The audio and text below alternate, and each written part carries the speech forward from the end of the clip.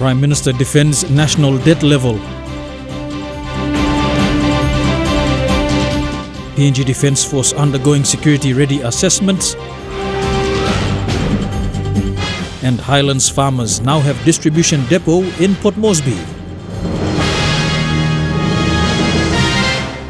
This is National EMTV News with Meriba Tulo. A very good evening. Thank you for joining us. This is Wednesday's news. Prime Minister Peter ONeill has defended his government's handling of the economy with an assurance to the country that the debt-to-GDP ratio was within legal limits. Responding to questions in Parliament today, the Prime Minister emphasized that the country's total debt was below 24 billion kina and not between 60 and 70 billion kina as claimed by the opposition.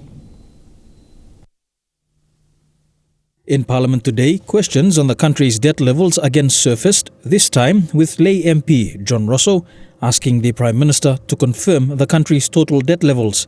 His questions on the back of similar questions from the opposition on Tuesday. Ina please, you talk salo mi plalo. Parliament, not people blame me can serve. Lo debt level blame me. Are we able to repay these debts that we are getting? Is our economy in good strife?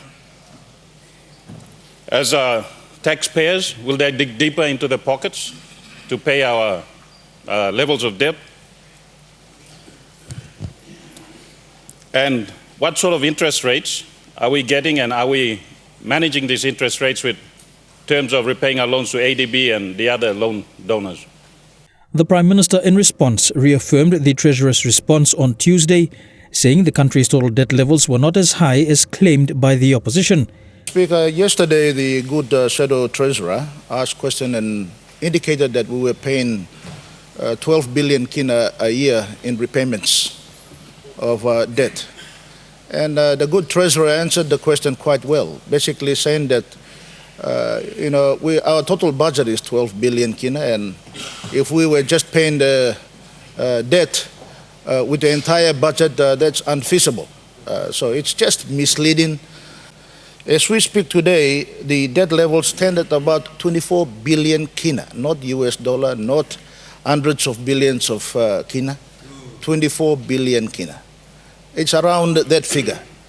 Mr. Speaker, debt is well below the 35% debt levels, debt to GDP levels that have been stated clearly by the Fiscal Responsibilities Act. On average, in about concessional loans, 2 to 2.5% interest rate per year, and our debt repayments are just over $1 billion kina a year, which is affordable given that we have a 12 billion kina budget in our country. However, the Prime Minister's response drew a point of order from Madang MP Brian Kramer, questioning the accuracy of the government's debt-to-GDP figures. The Madang MP referring to figures from IMF and World Bank reports on the state of PNG's economy from early this year. And this is misleading. We have IMF reports that he is acknowledging, IMF, also ADB, that are actually putting our GDP around the 65 billion. Thank you. The Prime Minister took issue with the figures stated by the IMF and World Bank, preferring instead to stick with reports from in-country. Well, Mr. Speaker, the IMF reports and the World Bank reports and reports produced by these institutions on their assessment. But the actual figures that our finance, our treasury, our central bank produce are official government documents, official government outcomes. That's what we can quote, Mr. Speaker. The Prime Minister also reassured Parliament that all critical figures on the economy would be presented through the mid-year economic fiscal outlook by the Treasurer later this week. I can assure you that, Mr. Speaker, we are heading in the right direction, and we will finish the year in a much better shape than what our doomsday sayers are saying. So, Mr. Speaker, be confident that our country is heading in the right direction. Thank you. The Papua New Guinea Defence Force is conducting certification and assessment exercises to determine the level of its preparedness towards APEC security. Through exercise Kibung Ready, 327 soldiers will be tested, assessed and certified to provide security for the 21 APEC leaders come November. Described as a tremendous undertaking by the Defence Force, Chief of PNGDF Force Preparation, Colonel Sialediro, is confident that 4 years of preparation has prepared their young soldiers. For the next 3 days, infantry soldiers from the 1st Royal Pacific Islands Regiment, with assistance from medical soldiers and military police from the 4th Support Battalion, will undergo numerous taskings under exercise Keeping Ready. They're supporting them in their... Exercise Commander Lieutenant Colonel Craig Solomon says there are 6 objectives in exercise Keeping Ready, 3 of which will be achieved over the next 4 days. In this first exercise is testing the command, control and communication aspects of our joint task group with its subordinate task groups, test the rules of engagement, and also test certain components of the maneuver elements that come under the Joint Task Group headquarters. In this drill, soldiers are conducting what is known as the vital asset protection. It involves the guarding of government assets during riots and how soldiers respond to contain the situation. The PNGDF is also testing its special forces, which includes the Incident Response Unit and skills of its medical officers. Yesterday, Tuesday, when we kicked off, that was a command post exercise, a planning activity that we started off at 0800 in the morning and completed at about 1700 hours in the afternoon, going through the actual process of issuing orders, instructions from Joint Task Group headquarters down to the task groups, which are the command elements of both Task Group Mero and IRO, and then from there down to their subordinate companies and platoons and troops and whatnot. So that was completed late yesterday afternoon. We're now into the stage, the mission rehearsal exercise, today being the first part, and hopefully we'll complete by Friday. If not, we'll push into Saturday. But the main activities we'll be conducting vital asset protection. So the PNGDF is only providing assistance to the Royal Papua New Guinea Constabulary under the command of Commissioner Gary Baki through the Joint Security Operation for APEC. However, these exercises are exclusive to Defence Force personnel only. We have never done this sort of an activity before, so it was important that we started early to build our capacity to support the police and other joint agencies in delivering a safe and secure APEC here in Port Moresby in Papua New Guinea. We built our special forces, in particular our incident response group, with great help from our security partners, in particular the Australian Defence Force, the New Zealand Defence Force and the US military. So we've built our special forces and our incident response group. We've also built our main force elements as well. That's Army, Navy, and as much as we can, air. So over the last 2 years or so, we have actually been practicing them, training them, preparing them for this year to support APEC. Thakla Gunga, National EMTV News. The Papua New Guinea Defence Force is grateful for the support it has received from its military partners towards security preparations for APEC 2018. PNGDF Chief of Force Preparation, Colonel Sialediro, said the assistance by the Australian and New Zealand armies and the US military has increased their understanding of the type and level of preparations needed. Colonel Diro mentioned that the help also given by the Chinese and Russian navies and said they have helped PNGDF to reach the level of preparedness it is at today. The APEC security operations that will be undertaken by the Joint Security Task Force will be the biggest joint security task in the country's history. The assistance we've received from our great friends has been absolutely invaluable. It's through their advice that we've come to understand the scope of this activity, of this event. Farmers in the Highlands region now have a modern produce processing and distribution depot at 9 Mile. Innovative Agro-Industry, in partnership with Enga Province, officially launched this state-of-the-art facility yesterday at the Innovative Agro-Industry 9 Mile Farm. IAI Chairman Runway said he has waited 7 years to see this project come to life. With the opening of the 9-mile Highlands Produce Depot, Port Moresby will be seeing a lot more fresh products from the Highlands, particularly potatoes. Enga Agro-Industrial Center, also known as Sirunki Farm, has sparked great interest from local communities in farming their own land as outgrowers. Okay, if you are talking about creating a valuable market link for farmers in the Highlands, this project does that. If you're talking about women empowerment, the project in Enga is the first, Governor will correct me if I'm wrong, that actually employs women for the first time in Enga, and we did this with the support of the men. The Highlands Produce Depot will wash, clean, sort, package, cool, and facilitate distribution to deliver high-quality produce to the Port Moresby retail market. This in turn creates a high-value market link for farmers in some of the most remote regions of PNG.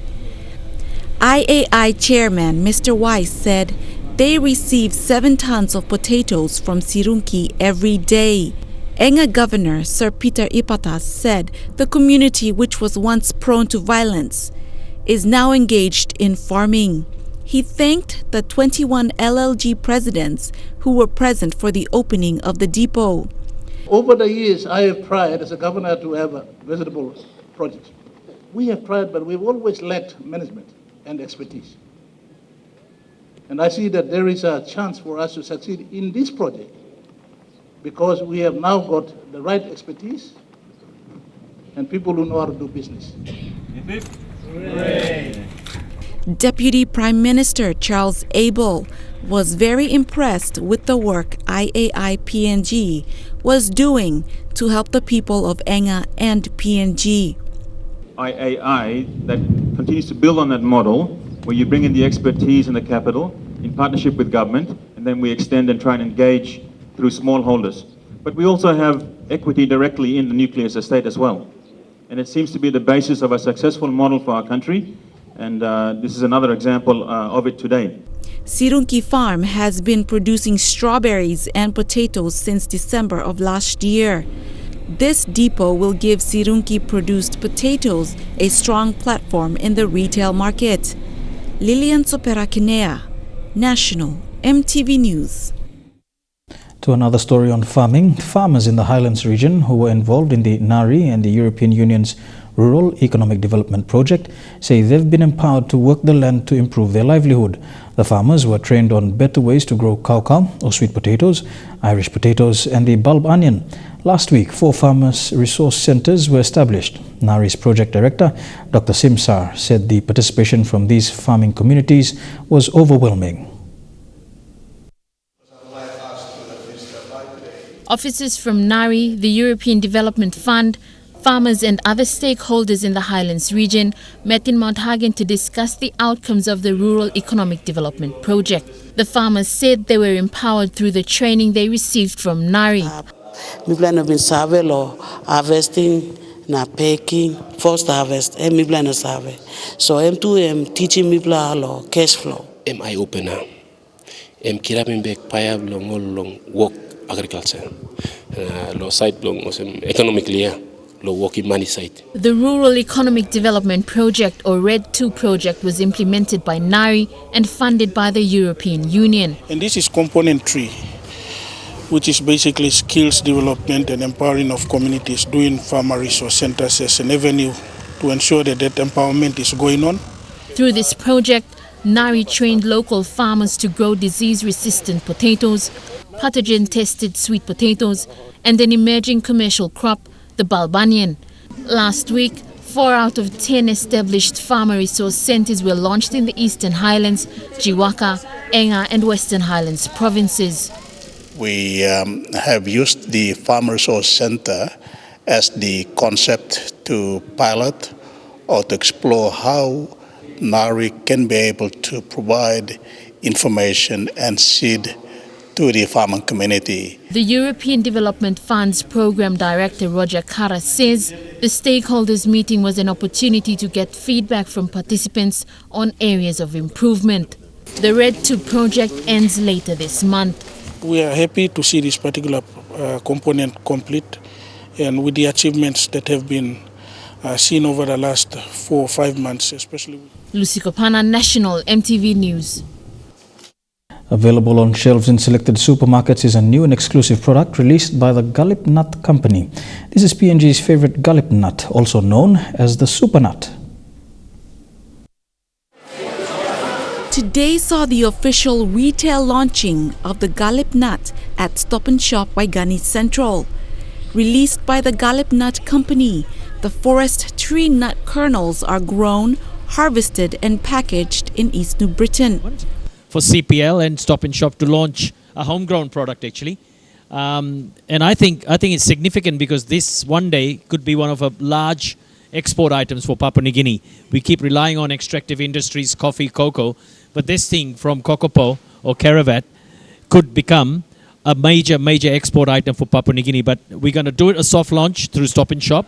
This project is a joint development between NARI, the University of the Sunshine Coast, the University of Adelaide, and the Australian Centre of International Agricultural Research. The project started in 2014. To date, over 970 farmers in East New Britain, both male and female, have been recorded to be farming the Gallop Nut. Several products, and now we have here the team from ACR, NARI. With CPL, we've got here some 4 products that we are promoting here, and we are looking forward to working with CPL, and we are excited that a local company wants to step forward to take a local product and commercialize it not here in PNG only, but to go abroad, overseas. And so, on shelves, customers can purchase 3 different varieties. Natural is lightly dried Gallop Nut for all your cooking needs at home or in the restaurant. Roasted is seasoned with salt and sugar and roasted to make an ideal snack, and peeled where the skin is removed and dried. These products are sold at Stop and Shop Waigani Central, Harbour City, and also available for departing guests at Proud Store at Jackson's International Airport. Lilian Soperakinea, National MTV News. You're watching National MTV News. We'll have more of today's stories after these messages. Don't go away.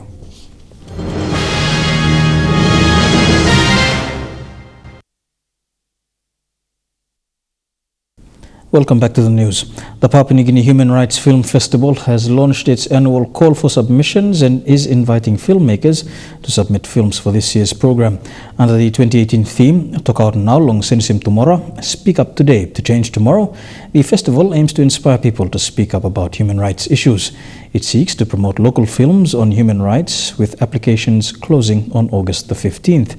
The PNG Human Rights Film Festival is organized by a committee which includes the UN Human Rights Office, the delegation of the European Union to PNG, and a few arts theatres within the country. Break-in entering, armed robberies and sexual abuse cases against minors are crimes which were reported with high statistics in Port Moresby. These statistics were collected between the months of late June and this month. NCD Metropolitan Superintendent Pero Drano says though these were minor cases, the statistics remain alarmingly high. Meanwhile, police engaged in APEC's base erosion and profit-shifting technical workshop have been deployed to ensure a safe and secure meeting environment for the visiting APEC delegates. Apart from those 3 major usual crimes, armed robbery, stolen motor vehicle and sexual offense, we have an increase of break-in and stealing offenses. Last week it was reported 5. Many properties have been stolen, especially the latest one that was at the Platinum Pockets Club over the last week.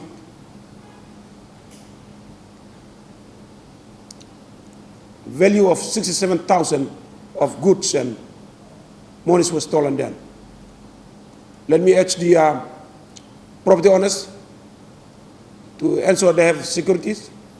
That area, despite having securities, the criminals held them up and stole the properties from that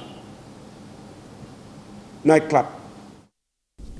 The Department of Higher Education, Research, Science and Technology is raising awareness across the country's higher secondary schools ahead of the launch of the National Online Application System, or NOAS.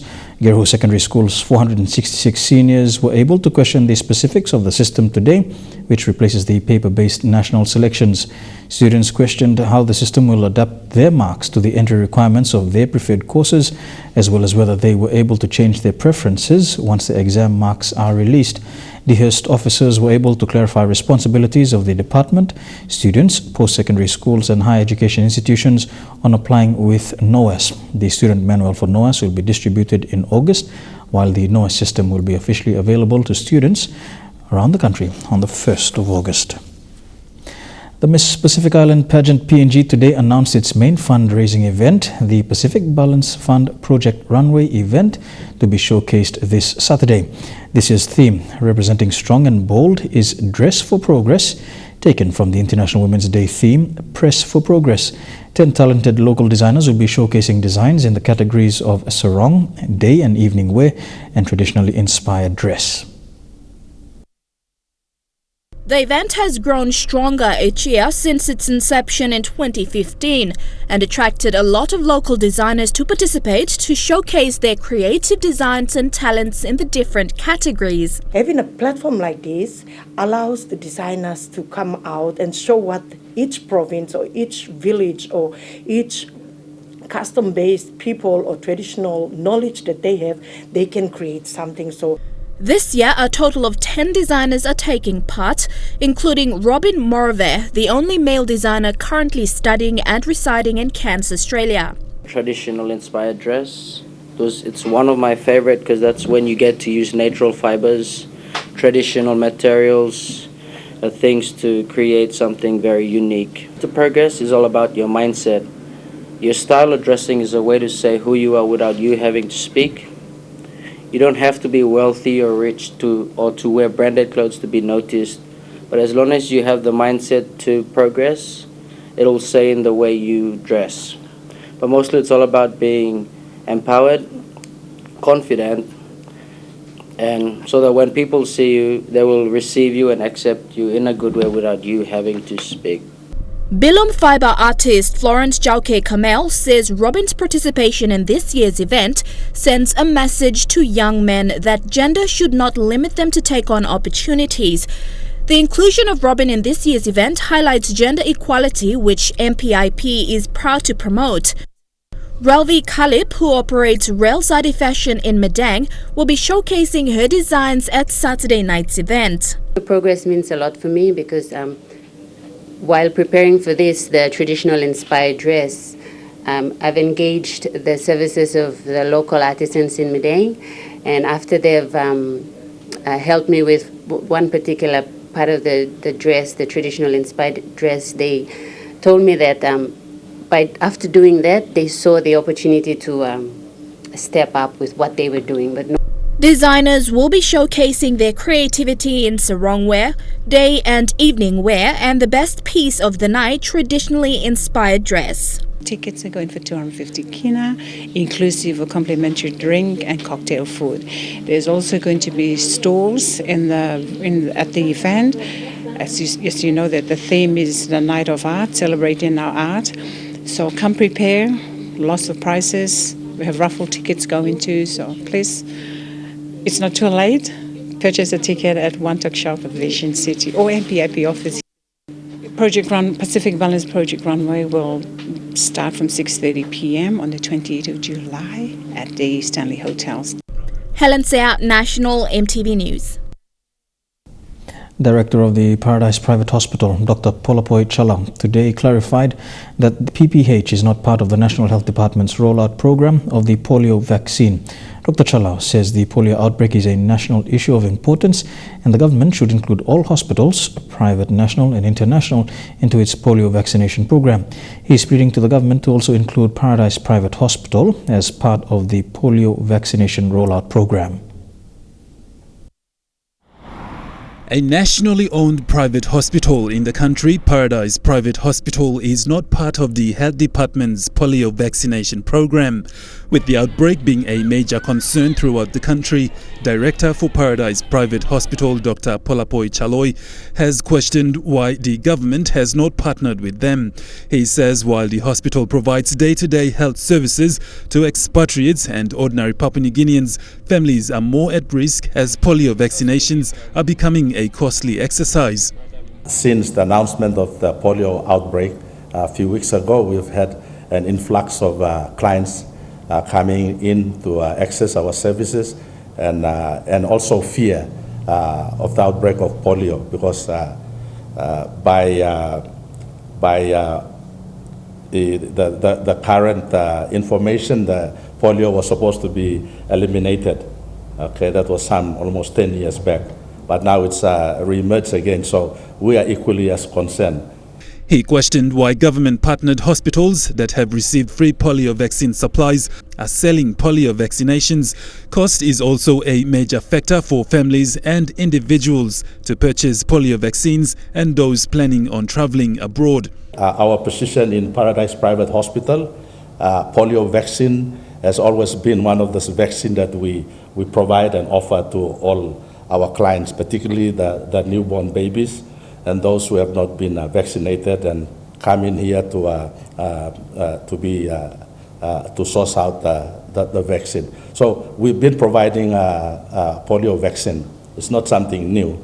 Paradise Private Hospital, to cater to the growing demand of its patients, purchased its polio vaccines and is charging at 160 kina, while government-funded hospitals that have received free polio vaccines from government funding are Pacific International Hospital, that's charging nationals at 75 kina and expatriates at 86 kina, while public hospitals are charging at 12 kina. Dr. Chalau says his major concern is to stop the spread of polio, and the government should go behind all hospitals in the country to work together to stop the spread of polio. It's something of national importance and very sensitive. We are going by what is being directed by the central agencies to follow. So we follow accordingly the doses that are given, the age group that are given, the time period and all that, whether it's oral or injection. So we follow the same protocol that is being given to us by UNICEF, WHO and the Department of Health. Dr. Chalau is pleading the Department of Health will include PPH to be part of its polio vaccination rollout program. With international countries made aware of the polio outbreak in the country, those planning on travelling overseas will be affected as they won't be able to live without being vaccinated and a stamped receipt on their visa as proof of vaccination, and vice versa for those travelling into the country. Not only has the outbreak put families at risk of contracting this incurable disease, but has put the lives of many Papua New Guineans, especially children under the age of 5, at high risk.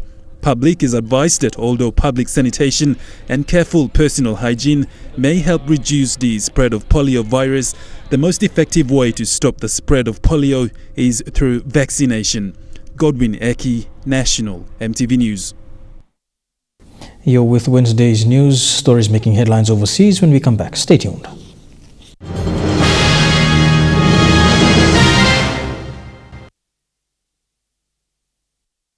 Welcome back to National MTV News. Turning overseas now, we turn now to a frozen giant towering over a tiny community, an 11 million ton iceberg sitting dangerously close to a small village in Greenland. It rises about 100 meters above sea level. That's about the same height as London's Big Ben. The icebergs are not common at this time of the year, but the danger with this one is how close it is to land, and if the iceberg was to suddenly break up, it could cause a massive tsunami flooding the town.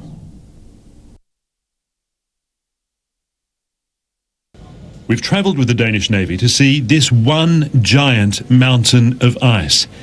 You can see the iceberg's awesome mass above and below the water as it sits right next to the isolated village of Inarsuit. Just moments ago, this is where a large part of the iceberg carved off into the sea. At first impression, it looks really big and intimidating, solid and unmoving, wedged tight on the sea floor. But all over the surface, you can see cracks and crevices, weak points that have the potential to split.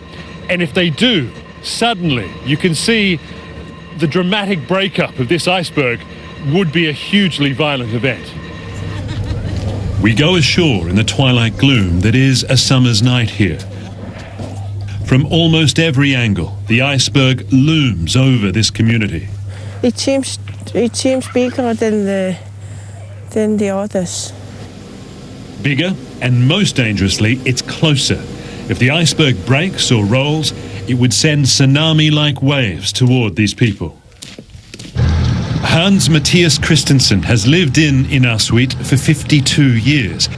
Like almost every man here, he fishes, hunts seals and whales, even polar bears in winter, and he knows icebergs. He tells me his father taught him grounded icebergs are the most dangerous because they eventually break. He's seen them destroy boats, and he knows there will be huge waves from this one. The people here felt some relief when the iceberg moved a little just beyond their harbour, and they hope higher sea levels with the next full moon will allow it to lift off the bottom and float away. The people of Inuit know how to endure the challenges of living in the Arctic. One key rule, hard learned by generations, they must keep their distance from the unpredictable frozen giants they share these waters with.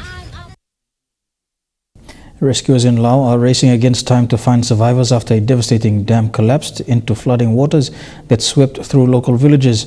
More than 100 are still missing in the province of Atepu, where survivors were forced to huddle on top of their submerged homes.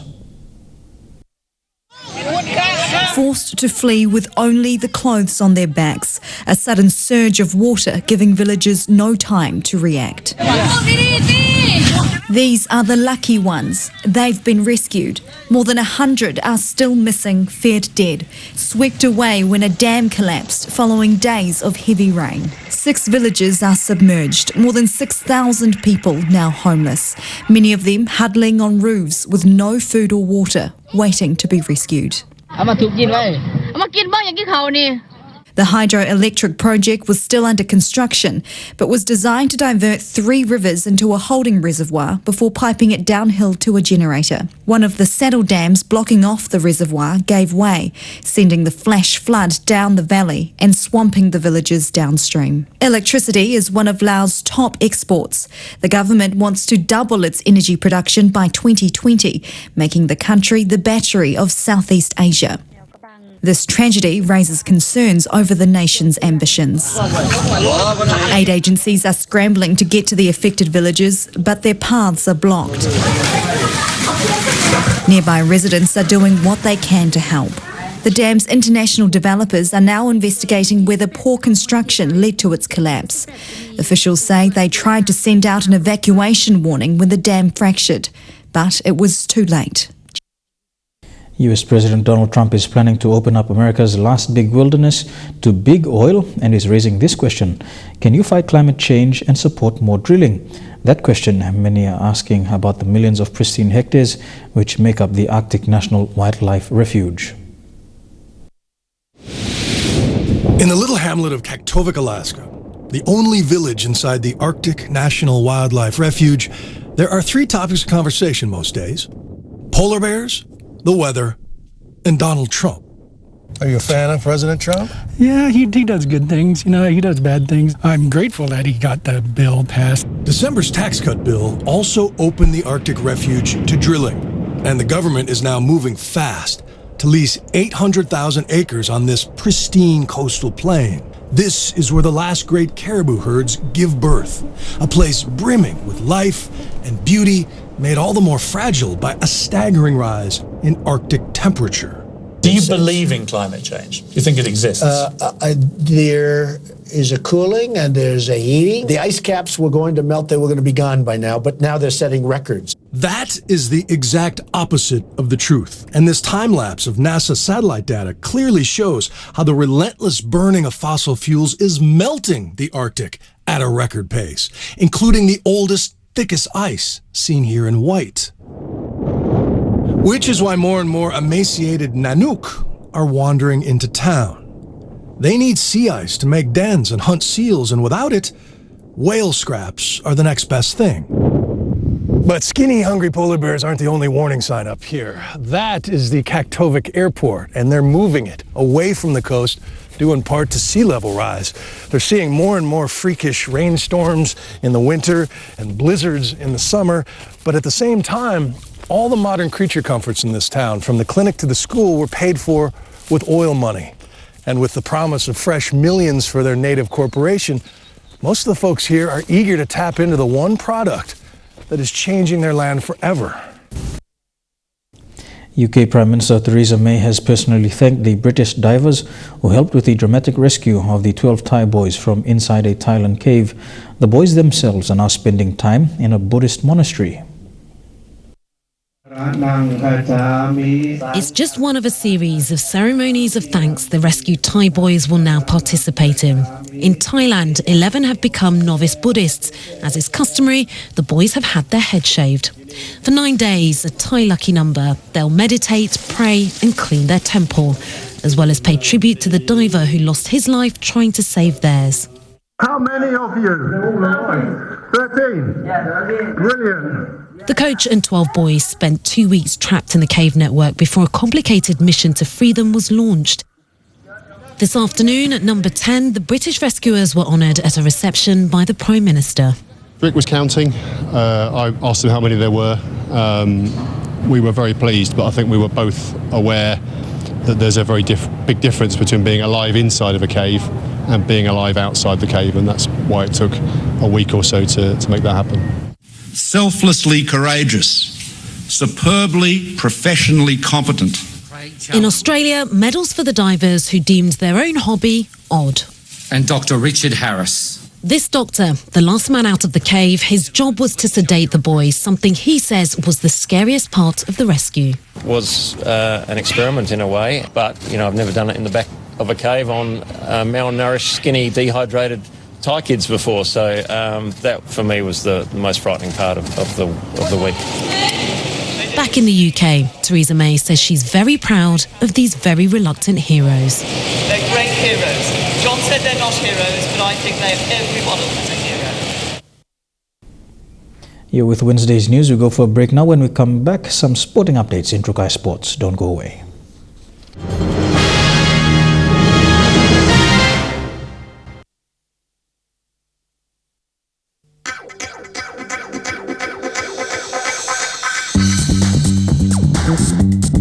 Trukai Sports.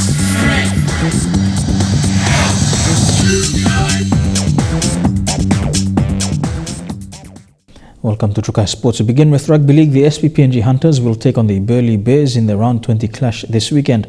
The match is set to kick off at 3 p.m. this Sunday at the Oil Search National Football Stadium. The Hunters had a successful 32-10 victory over Notts Devils in the Country Week match last week in Lae Morobe Province. Thompson Tete did not play in last weekend's clash after he was given a one-match suspension by the QRL judiciary for a dangerous throw. Tete has been named in the centres this weekend, which sees Willie Minoga move to second row. This is the only change coach Michael Marum has done to the squad. So far, the Hunters have had 9 losses and 9 wins and currently sit in 9th spot on the ISC ladder. With only 5 rounds left, the Hunters have a chance to make the finals playoffs if they continue their winning streak. This weekend they face third-placed Burleigh Bears, who have been dominant this season. Coach Michael Marum has named an extended 20-man squad and will confirm his final 18 at the captain's run on Saturday. The Hunters and Bears match kicks off this Sunday at 3 p.m. at the Oil Search National Football Stadium. Elijah Levet, National EMTV Sports. To cricket now, and the 2018 Hebo Shield tournament that began yesterday has already seen a number of matches played at the Amini Park. Monday's double header had Black Bass coming out unscathed with 1 for 169 in the allotted 20 overs in a close match against the Mariners, who pursued the target relentlessly but losing just by 1 run.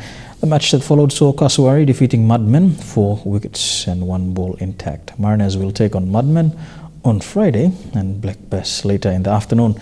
For now, there is another week of matches before the grand final next Sunday, August the 5th. Kumul Holdings Limited will assist the Sundown Provincial Government with funds to host the 2018 longboard surfing competition in Vanimo. Prime Minister Peter ONeill gave the assurance after Sundown Governor Tony Wowo asked in Parliament how the national government would support the hosting of this national event. The Sundown Provincial Government has already committed 250,000 kina to this event.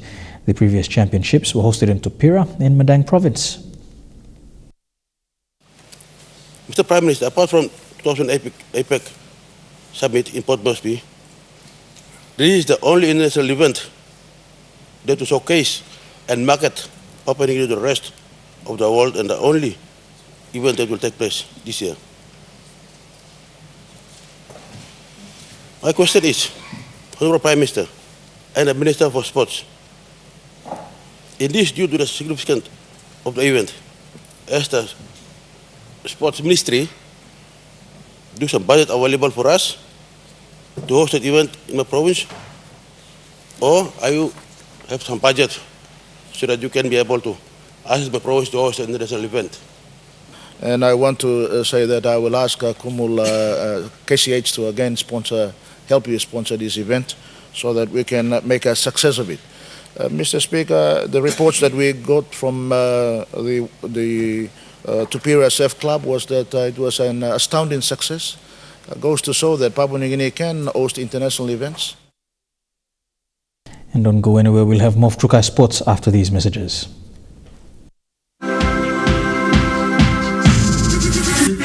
Trukai Sports. Welcome back to Trukai Sports. To the NRL now. The race for this year's NRL Premiership is heating up, but the on-field drama is threatening to be overshadowed by referee controversies. After a season of controversial calls, Friday night's howler topped them all. With the game between Cronulla and Canberra in the balance, a touch judge raises his flag for a knock-on.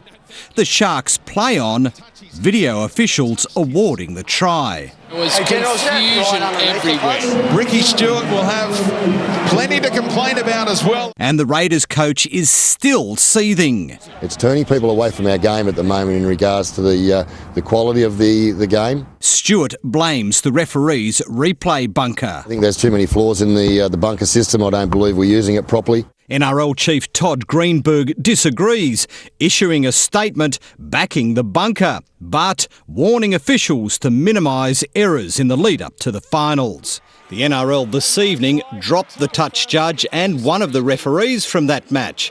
But the man with the whistle at the time of the controversy, Gerard Sutton, will control the Warriors game with the Titans. Sutton just happens to be the brother of the NRL's referee's boss. A horror movie, scared robots. They had no soul. They've lost touch with the players. It's led to calls for the introduction of a captain's challenge, allowing teams to dispute contentious decisions. As a player, you're right there close. Sometimes you might see something, so I don't see why you couldn't have that challenge. The system was trialled once in 2016, but never discussed again until now. And that's it for Trukai Sports. We go for a break. When we come back, the weather details for the next 24 hours.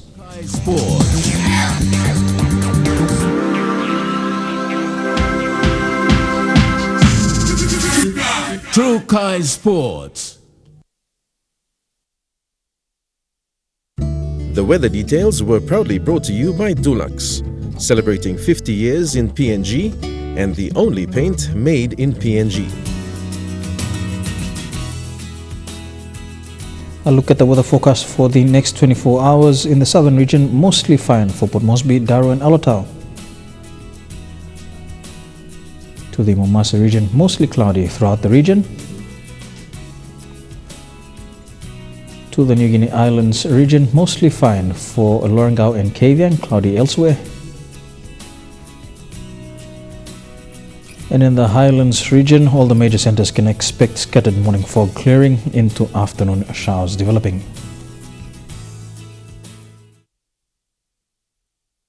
The weather details were proudly brought to you by Dulux, celebrating 50 years in PNG and the only paint made in PNG. And before we go, a recap of our top stories this evening. Prime Minister defends national debt levels. PNGDF undergoing security-ready assessments, and Highlands farmers now have distribution depot in Port Moresby. And that has been the news, sport and weather for today, Wednesday, the 25th of July 2018. On behalf of the EMTV News team, pleasant viewing. Good night.